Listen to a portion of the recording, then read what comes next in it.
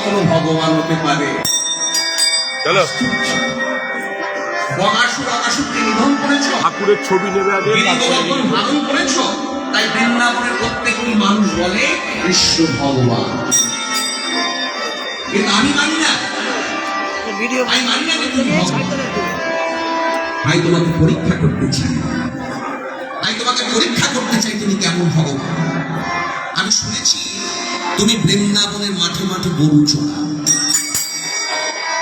আমি তোমার নবলক্ষ গরু চুরি করবো, আমি সখানন্দে চুরি করবো, দেখি তুমি কি করতে পারো। তাই কি করলেন? সৃষ্টিকর্তা ব্রহ্মা হাঁসের পিঠে চলে আসছেন ওই গোচারণ ভূমিতে প্রাণ গোবিন্দকে পরীক্ষা করবেন। ঠিক ওই সময় এলেন যখন সবাই মিলে কদলী ভোজন করছে।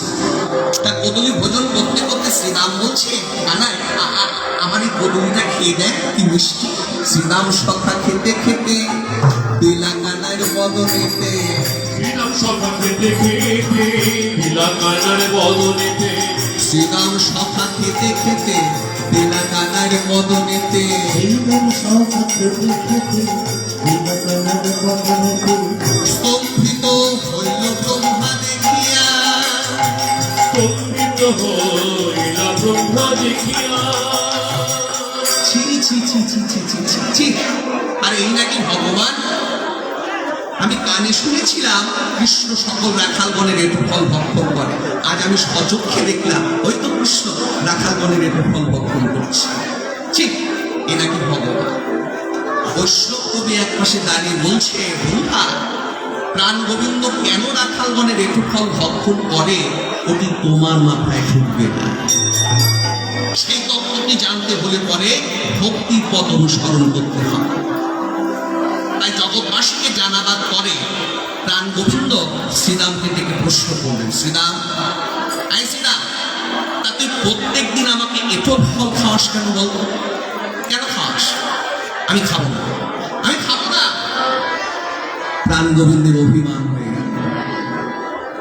প্রাণ গোবিন্দের এই মতো ভাব দর্শন করে শ্রীরাম ঝরঝর করে চোখের জলে ভাসছে, কেঁদে কেঁদে বলছে, কানাই আমরা প্রত্যেক দিন তোকে একটু ফল খাওয়াই, কিন্তু কোনোদিন তেমন কথা বলিস না, আজকে কেন বলছিস? আর যখন বললি তাহলে শুনে না, আমি কেন তোকে প্রত্যেক দিন একটু ফল খাওয়াই। কানাই আমরা বনের মাঝে খেলা করে বেড়াই, কোনটা বিষ ফল কোনটা অমৃত ফল আমরা তো জানি না, তাই আমরা আগে খেয়ে দেখি। কেন? বিষ ফল খেয়ে যদি আমরা মরে যাই তুই আমাদের বাঁচাতে পারবি, কিন্তু তুই যদি মরে যাস আমরা তো বাঁচাতে পারবো না কোনো প্রকার। অজানা গাছের ফল জানি না ভাই অনিরোধন, বিষ ফল কি অমৃত ফল আমরা আগে খেয়ে দেখি। তাই বনের বিষ ফল খেয়ে যদি আমরা মরে যাই বাঁচাবে আমাদের কানাই, আর যদি কৃষ্ণ মরে যায় বাঁচাবার আর কেহ নাই। আরে কেহ নাই। আমরা যদি মরে যাই তুই আমাদের বাঁচাতে পারবি, কিন্তু তুই যদি মরে যাস আমরা তো বাঁচাতে পারবো না। তাই তো আগে খেয়ে দেখেছি, আগে খেয়ে দেখেছি, কানাই আগে খেয়ে দেখেছি, ফলের বিষ ফল কি অমৃত ফল আগে খেয়ে দেখেছি। ফলের বিষ ফল কি অমৃত ফল, জানি না ভাই অনিরোধন, পাখি অমৃত ফল, পাখি অমৃত ফল, পাখি অমৃত ফল। তাই তো আগে খেয়ে দেখেছি। কিন্তু সৃষ্টিকর্তা ব্রহ্মা ভগবানের লীলা কিছু বুঝতে পারলেন। অহংকারের বশে কি করলেন? মায়া করে কৃষ্ণের নবলক্ষ ধেনু আর সখাগন্ধে চুরি করে পাতালে নিয়ে লুকিয়ে রাখলেন। গোবিন্দ চিন্তায় পড়ে গেল, কি হলো? আমার রাখালগণ গেল কোথায়? আমার গরু বাছুর গেল কোথায়? গোবিন্দ চিন্তায় পড়ে গেল। কিন্তু প্রশ্ন এলো, হ্যাঁ গো, তা গোবিন্দ চিন্তা করছে কেন? সে তো ভগবান, সে কি জানে না? কই বলছে জানি। তাহলে অজানা ভান করছে কেন? বৈষ্ণব কই বলছে, দেখো এই যে জানা বস্তুর প্রতি অজানা ভাব, চেনা বস্তুর প্রতি অচেনা ভাব, এটা হচ্ছে কিলো কিঞ্চিত ভাব বা কিলো কিঞ্চিত রসের উদয়। সে যদি আগে থাকতে সকল কিছু করে ফেলে তাহলে তো লীলাই ঘটবে না। তাই গোবিন্দ চিন্তা করতে করতে জানতে পারলেন ব্রহ্মা তুমি আমাকে পরীক্ষা করতে এসেছো গরু চুরি করে, আমি ভগবান কিনা। হায় রে, কেন? আমাকে চিনবার জন্য যে একটি মহান পথ রয়েছে ভক্তি পথ, যে ভক্তি পথ অনুসরণ করলে ভগবানকে চেনা যায়, বোঝা যায়, পাওয়া যায়। ওই তুমি তো সেই পথটা অবলম্বন করলে, শেষ পর্যন্ত গরু চুরি। ঠিক আছে ব্রহ্মা, আমিও দেখে নেব তুমি কত গরু চুরি করতে পারো। এই দেখো, আমি আমার অঙ্গের থেকে 9 লক্ষ গরু আবার সৃজন করলাম, রাখালগণদের আবার সৃজন করলাম, দেখি তুমি কি করতে পারো। সৃষ্টিকর্তা ব্রহ্মা আবার চুরি করলেন, গোবিন্দ আবার সৃজন করলেন, ব্রহ্মা আবার চুরি করলেন, গোবিন্দ আবার সৃজন করলেন।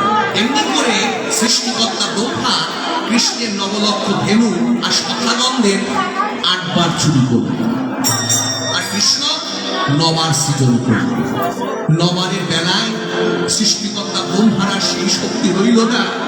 যতটুকু শক্তি অর্জন করেছিল সমস্ত শক্তি শেষ। নিজের ভুল বুঝতে পেরে ঘাসের পিঠ থেকে নেমে আছাড়িতে পড়লেন গোবিন্দের চরণে।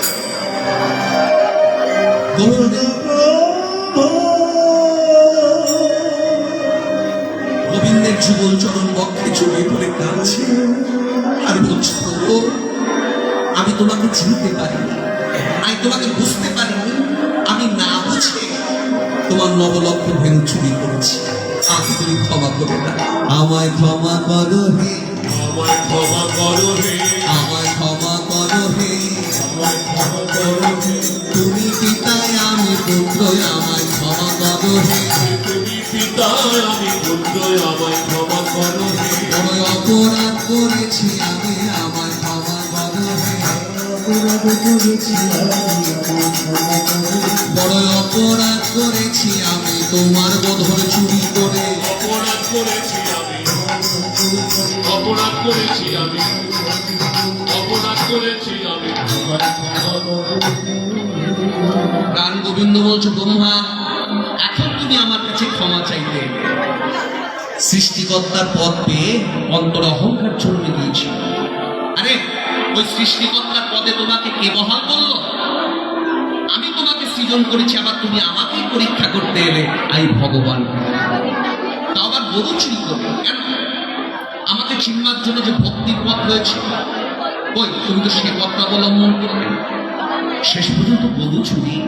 ঠিক আছে ব্রহ্মা, আমি তোমাকে ছাড়বো না, আমি তোমাকে ছাড়বো না। আমি তোমাকে অভিশাপ দিলাম, তোমাকে জন্ম নিতে হবে ধরা তলে। যবনের অন্ন ভোজন করে তোমার দেহ পুষ্টি হবে, আর এই গরু চুরির অপরাধে তোমাকে 22 বাজারে বেত্রাঘাত সহ্য করতে হবে। সৃষ্টিকর্তা ব্রহ্মা হাতছুট করে চোখের ছলে ভাসছে আর বলছে, প্রভু তুমি সাপ দিলে বলো কে রাখিতে পারে, দয়া করে মুক্তির উপায় বলে দাও আমাকে। তুমি কি আমাকে উদ্ধার করবে না? তুমি কি আমাকে মুক্ত করবে না? সেই দিন প্রাণ গোবিন্দ ওই বৃন্দাবনের গোচরণ ভূমিতে দাঁড়িয়ে সৃষ্টিকর্তা ব্রহ্মাকে ডেকে বলেছিল, ব্রহ্মা তোমার কোনো চিন্তা নেই, তুমিও জন্ম নেবে, তোমার সঙ্গে সঙ্গে আমিও যাব। কোথায় জানো? শ্রীধাম নবদ্বীপে। সেদিন কিন্তু আমার এই কালো বরণটি থাকবে না, শুদ্ধ গৌর বর্ণ সুদীর্ঘাঙ্গ গঙ্গা থেকে সমুদ্ভব দয়ালু কীর্তন গ্রাহী ভবিষ্যামি কলৌচুরি। আগত কলিযুগে আমি শ্রীধাম নবদ্বীপে অবতীর্ণ হব গৌরাঙ্গ সুন্দর রূপে, আর সেদিন তোমার নাম থাকবে জবন হরিদাস। আর ওই জবন হরিদাস নাম নিয়ে তুমি নবদ্বীপে যেও হে, নবদ্বীপে যেও হে, নবদ্বীপে যেও হে, নবদ্বীপে যেও হে, জবন হরিদাস নামে নবদ্বীপে যেও হে, জবন হরিদাস নামে নবদ্বীপে যেও হে, তুমি জবন হরিদাস নামে নবদ্বীপে যেও হে। যেমন হরিদাস নামে নবদ্বীপে যেও হে। আমি সেদিন তোমায় উদ্ধারিব হরি রাম মহামন্ত্রে হরিব। হরিনামে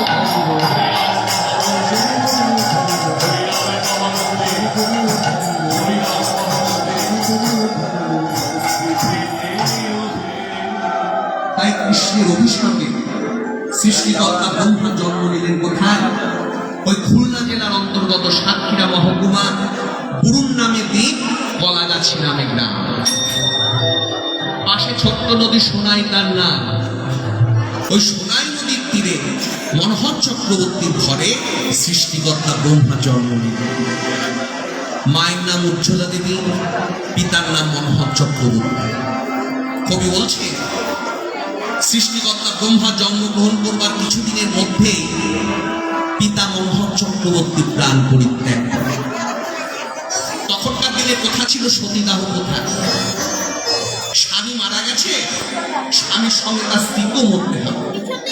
নিজের ইচ্ছায় মরলে তো ভালো, তা না হলে ব্রাহ্মণ পণ্ডিতের দল কি করতে চান? লাঠির আঘাত করে মাথা চৌচির করে ফাটিয়ে চিতার উপরে তুলে দিল। কবি বলছে উজ্জ্বলা দেবীকে আর তা করতে হলো না। অতি শোক সহ্য করতে না পেরে ওই ছোট্ট শিশুটিকে গৃহের মাঝে রেখে প্রতি জ্বলন্ত চিতায় ঝাঁপ দিয়ে পড়বে। সতী জবে উঠিলা চিতা, উঠিলা চিতা, নদীর উপকূলে, নদীর উপকূলে, চারিদিকে ব্রাহ্মণ গণ, ব্রাহ্মণগণ জয় জয় বলে।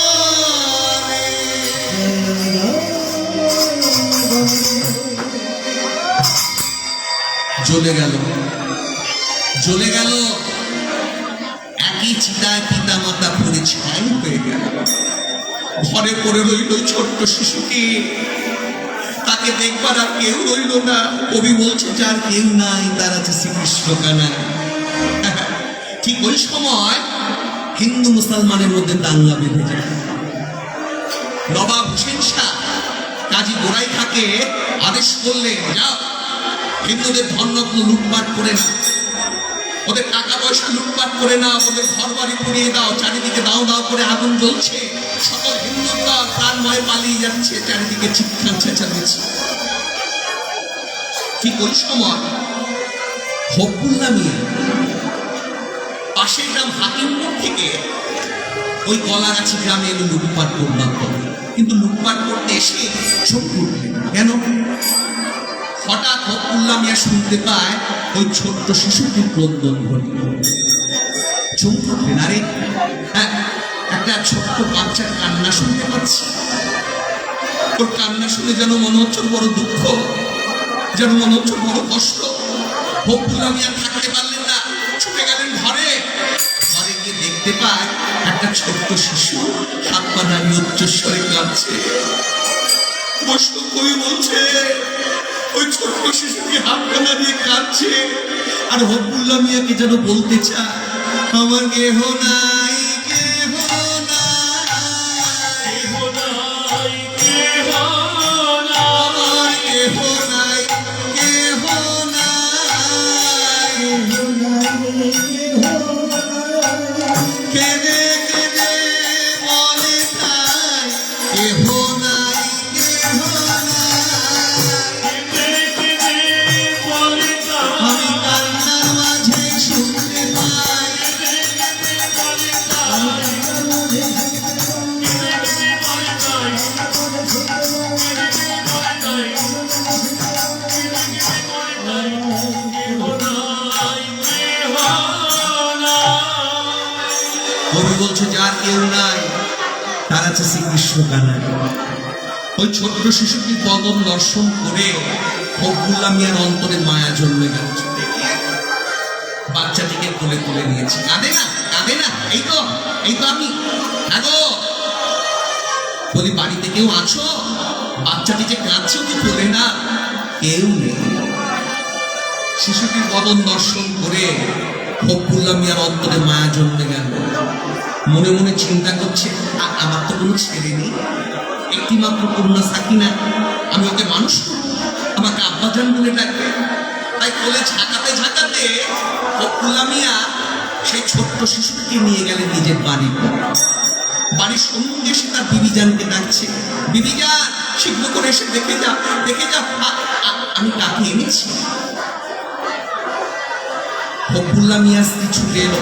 আরে কি হলো, এত চিৎকার চেঁচামেচি? কি স্বামী, ও স্বামী, তুমি কার ছেলেকে কোলে করে নিয়ে আসলে? তুমি না হিন্দুদের ধনরত্ন লুটপাট করবার ধরে গিয়েছিলে। ফখরুল্লাহ মিয়া ডেকে বলছে, দিদি যা, আমি তো সেই ধনই এনেছি ঘরে। সামান্য ধন টাকা করি ও তো নয় না কারো কাছে জন্ম করি, কিন্তু আমি যেই ধন এনেছি ও তো সহজে পুরাবান নয়। দিদি যা, আমাদের তো কোনো ছেলে নেই, একটি মাত্র কন্যা সাকিনা, চলো ওকে আমরা মানুষ করি। তোমাকে আম্মু জান বলবে, আমাকে আব্বা জান বলবে, যেমন কথা তেমনি কাজ। ফখরুল্লাহ মিয়া আর তার স্ত্রী দুজনে মিলে সেই ছোট্ট শিশুটাকে অতি যত্নে লালন পালন করতে আরম্ভ করবে। হবিবুল্লাহ মিয়া যেন ঘরে পাইলা মানি, স্বামী স্ত্রীতে যত্ন করে তাকে প্রাণের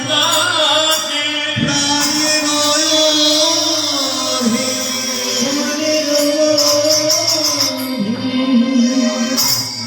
অতি যত্নে লালন পালন করছে। শিশুটির নাম রাখলেন হারেশ। দেখতে দেখতে হারেশ বড় বড় হয়ে গেল। সারাদিন মাঠে মাঠে গরু চড়ান, সন্ধ্যাবেলা ঘরে ফিরে আসে। ঘরে ফিরে এসে হাত পা ধুয়ে পাশের হিন্দু গ্রামে হিন্দু বাড়িতে ভাগবত কথা আস্বাদন করতে যায়। কই বলছে, রক্তের টানটি যাবে কোথায়? ওই যেতে আসতে বাউল, দরবেশ, ফকির, বৈষ্ণব, বৈরাগী এদের কাছ থেকে কিছু গান শিখেছে, বৈষ্ণব পদাবলী শিখেছে। তাই একদিন মুসলমান পাড়াতে শুরু করে দিলেন হিন্দুর কৃষ্ণ।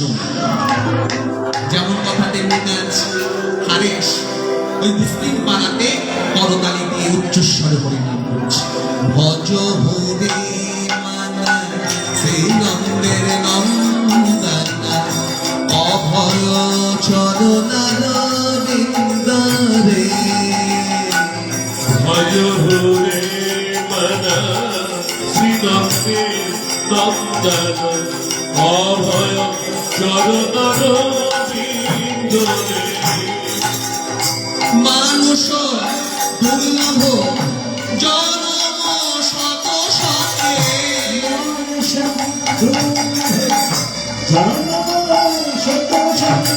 বৈষ্ণব কবি বলছে, হারেশের নাম গান এত মিষ্টি, আরো কয়েকজন মুসলমানের ছেলে ছুটে এসে বলছে, হারেশ তোর নাম গান তো বড় মিষ্টি। তারাও হারেশের সঙ্গে করতালি দিয়ে হরিনাম করছে। মানুষ দুর্লভ জনম শত শতে, মানুষ দুর্লভ জনম শত শতে। তরাই ভাব সিন্ধুরে।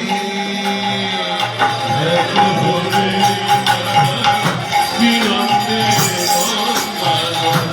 অভয় চরণার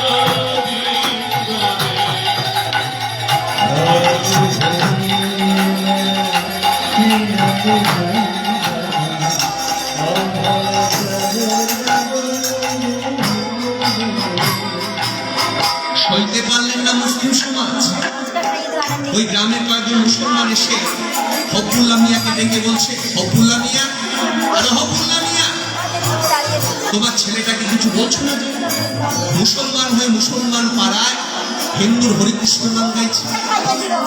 তুমি জানো না, মুসলমান হয়ে হরিনাম করলে মুসলিম সমাজ তাকে কাফের বলে। ওই কাফেরের মুখ থেকে হিন্দুর হরিনাম শুনে মুসলিম সমাজ কলঙ্কিত হতে চায় না। বন্ধ করতে হবে। শোনো, ওর তো বদদান হবে, তার সঙ্গে সঙ্গে কিন্তু তোমাদেরও বদদান হবে। কথাটা মনে রেখো। এই কথা শ্রবণ করে ফখরুল্লাহ মিয়া ছুটে গিয়ে হারেশকে বক্ষে জড়িয়ে ধরেছে। হারেশ, হারেশ, এখানে হরিনাম করতে নেই বাবা, এটা যে মুসলিম পাড়া। হারেশ হাত জোর করে বলছে, আব্বাজান, তাহলে আমি কার নাম গাইবো? তুই আল্লাহর নাম গাইবি, তুই মসজিদে যাবি, তুই নামাজ পড়বি, তুই কোরআন পড়বি, চল আমি তোকে মসজিদে নিয়ে গিয়ে নামাজ পড়া শিখিয়ে। যেমন কথা তেমনি কাজ। ফখরুল্লাহ মিয়া তার ছেলে হারেশকে নিয়ে গেলেন মসজিদে। ডেকে বলছে, হারেস আমার মতো নতজানু হয়ে বস, হাত দুটো এই করে কর, আর আমার সঙ্গে উচ্চস্বরে বল, আল্লাহু আকবার, আল্লাহ, আল্লাহু আকবার, আল্লাহ, আল্লাহু আকবার, আল্লাহ। হারেস চোখের জলে ভেসে যায়, আর মনে মনে পিতাকে জানায়, ও পিতা, তুমি যাকে ডাকছো আমি ঠিক তাকেই ডাকছি। ঈশ্বর এক, তার বহু নাম, তাকে যে যে নামেই ডাকো না কেন, ডাকটি কিন্তু একজনের কাছে গিয়ে পৌঁছো। তাই পিতা হকুল্লাহ মিয়া উচ্চস্বরে বলছে, আল্লাহু আকবার, আল্লাহ, আর পুত্র হারেস হাত জোর করে উচ্চস্বরে বলছে, হরে কৃষ্ণ হরি বল, হরে কৃষ্ণ হরি বল, হরে কৃষ্ণ হরি বল। মনে মনে জানায়, ও পিতা, তুমি কি জানো না যে আল্লাহু আগে বল, সেই তো নত বল। আল্লাহু আকবার, সেই তো নটবর। আল্লাহু আগে বল, সেই তো নত বল।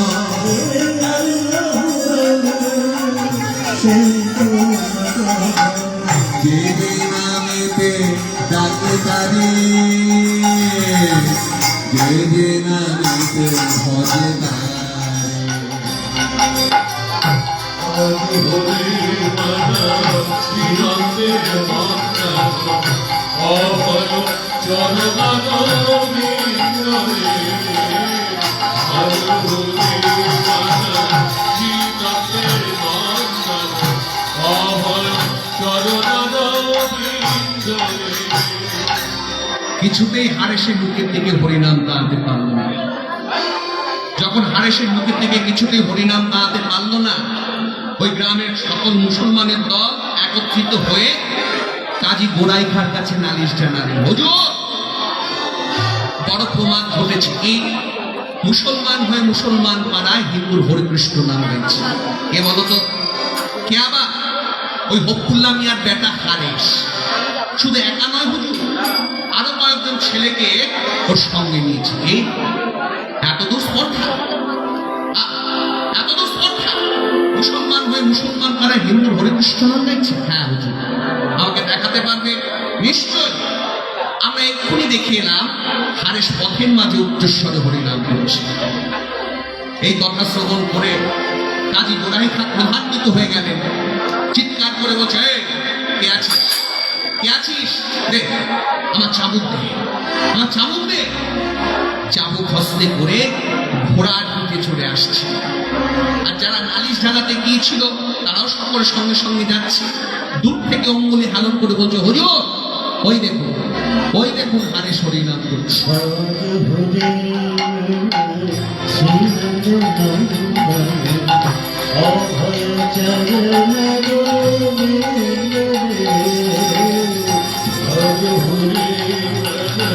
শ্রীরঙ্গের মন্ত্র, অভয় চরণাগোবিন্দরে। হারেস,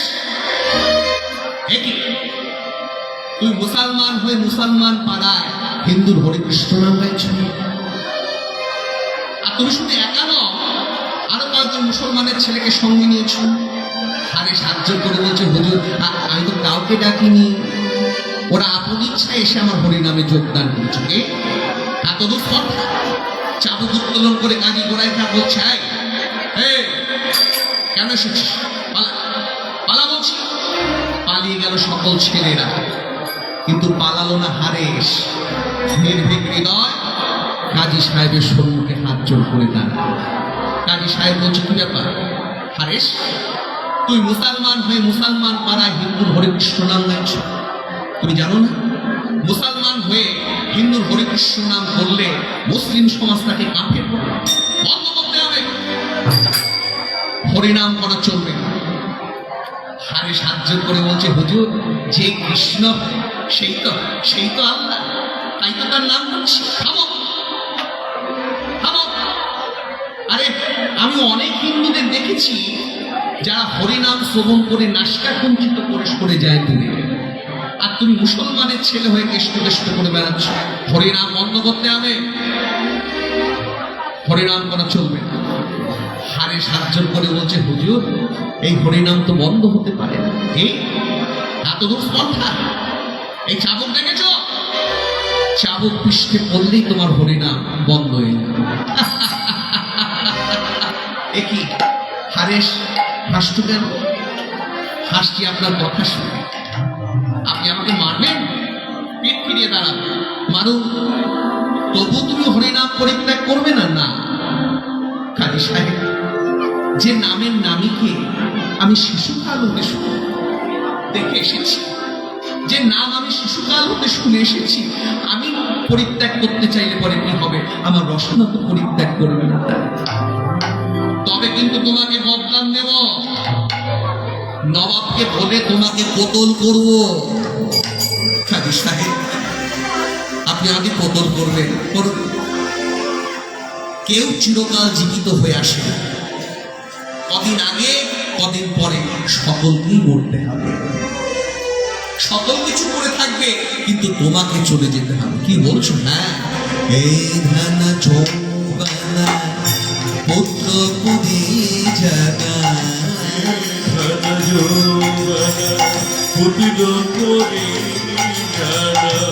এই ধানা চৌবানা পুত্র পুরি জাগা,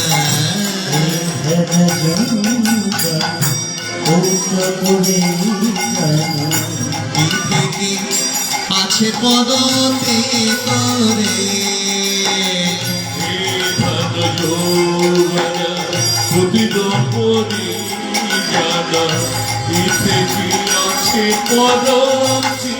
করে নলিনী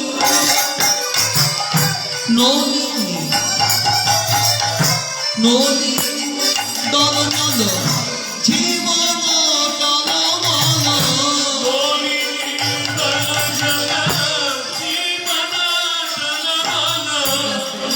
হারেস কাজী গোড়াই তাকে বলছে, হুজুর আমাদের জীবনটা কেমন জানো?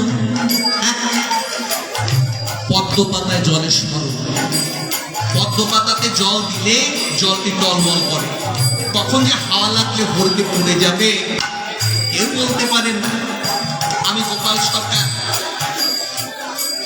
আমি আলিপুর খেলার মাঠের থেকে, খেলার মাঠের সম্মুখ হতে এখানে কীর্তন গাইতে এসেছি।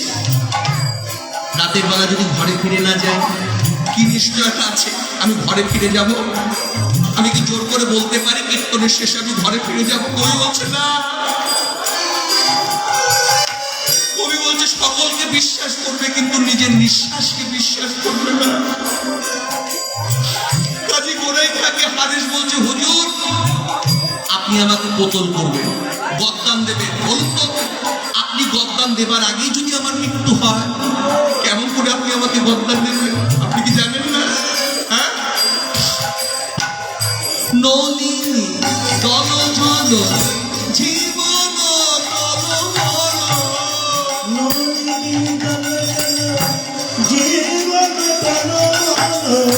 ভজ হরি পাদানে তরে,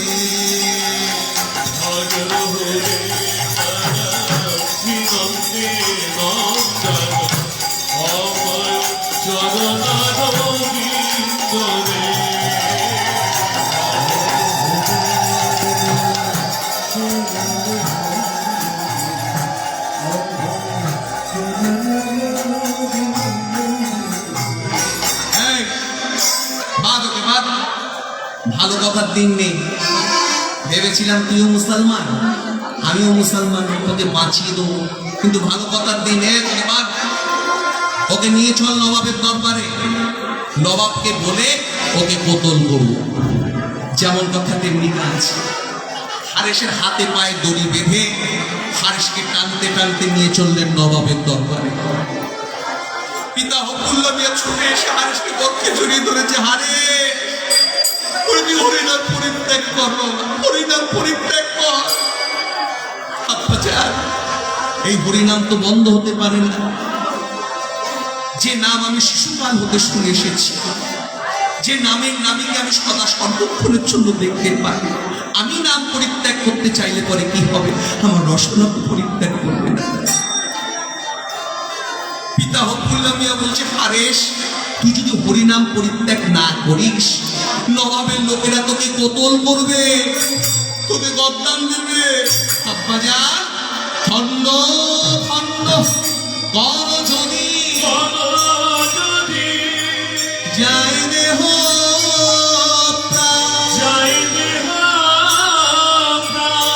তথাপি মননে মুই না ছাড়িও হরি না।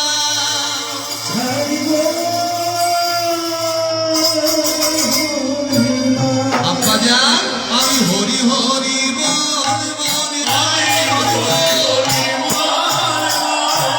হরি হরি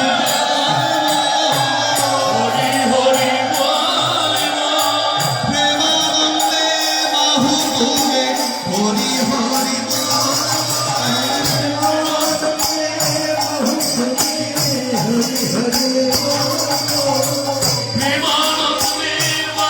হরি বলবো আর বলাইব হরি বল।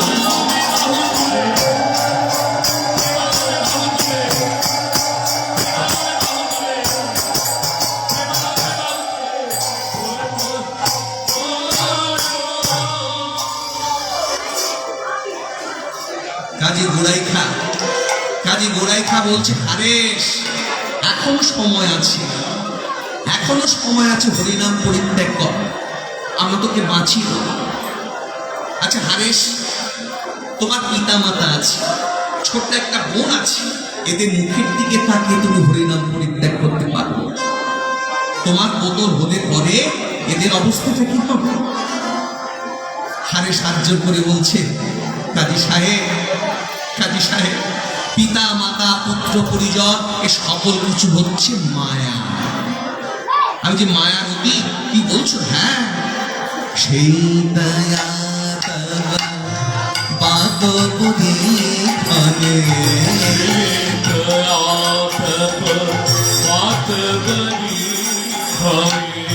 সেই দয়া তব বাদবরি খানে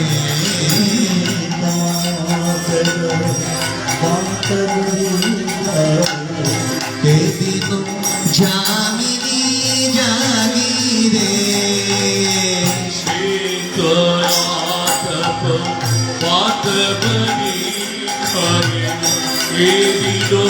জামিনী জানি রে বিফলে সেদিন বিমল দুরজন বিফলে সেদিন বিফল দুরজন বিফলে সেদিন বিমল দুরজন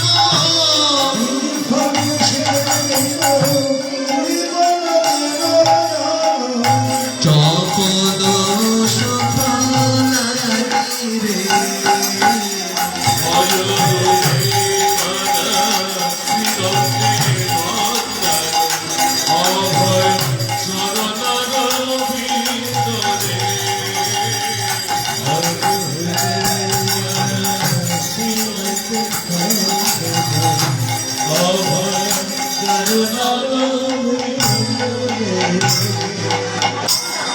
কিছুতেই হারেসের মুখের দিকে হরিনাম দাঁড়াতে পারছি। কাজী সাহেব বলতে, চল ওকে নিয়ে চল। আর কিচ্ছু করার নেই, যেমন কথা তেমনি কাজ। হারেসের কোমরে দড়ি বেঁধে হারেসকে টানতে টানতে নিয়ে চললেন নবাবের দরবারে। কাজী সাহেব কি বলতো, হুজুর হুজুর এই কাফেরটা প্রাণদণ্ডের আদেশ চাই। নবাব হোসেন শাহ বলছে, কেন কাজী, কি করেছ? আগে হুজুর ও মুসলমান হয়ে মুসলমান পাড়ায় হিন্দুর হরিকৃষ্ণ নাম করেছে। মুসলমান হয়ে হরিনাম করলে মুসলিম